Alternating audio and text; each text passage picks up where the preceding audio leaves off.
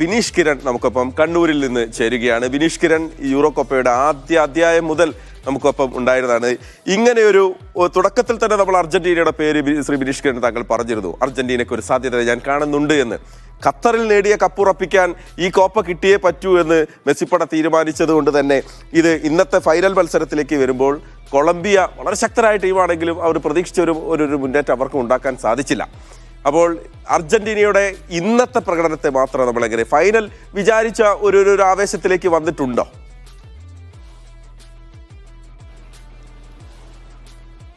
Yes Mahesh, final നമ്മൾ പ്രതീക്ഷിച്ച എല്ലാ ഫൈനലുകളും അധികം വിരസതയിൽ പോകുന്നതാണ് നമ്മൾ കാണാറ് സാധാരണ. പ്രത്യേകിച്ച് ഇന്നലെ യൂറോ കപ്പിൻ്റെ ആദ്യ പകുതി പോലും അതുപോലെയാണ് കണ്ടത്. പക്ഷേ കോപ്പയുടെ ഫൈനൽ എനിക്ക് കുറച്ച് ഇൻട്രസ്റ്റിംഗ് ആയിട്ട് തോന്നിയത്. കാരണം അത്യാവശ്യം മികച്ച ഒരു കോമ്പറ്റേറ്റീവ് മാച്ച് തന്നെയാണ് നമ്മൾ കണ്ടത്. അർഹിച്ച ടീം തന്നെ വിജയിച്ചു എന്ന് പറയണം.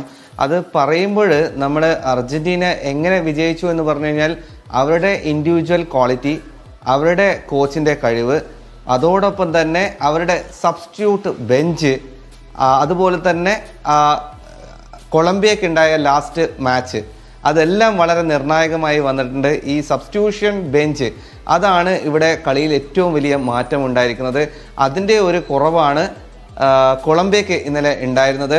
എന്തായാലും ലയണൽ മെസ്സി പോയതിനു ശേഷം വരുന്ന താരങ്ങൾ, അതായത് ഇറ്റാലിയൻ ലീഗിലെ ടോപ്പ് സ്കോറാണ് അവിടെ സബ്സ്റ്റിറ്റ്യൂട്ടായിട്ട് എക്സ്ട്രാ ടൈമിലേക്ക് വരുന്നത്. അതൊരു മാച്ച് വിന്നർ ഗോളിലൂടെ കളി നേടിക്കൊടുക്കുന്നത്. So that was the main difference between the both teams.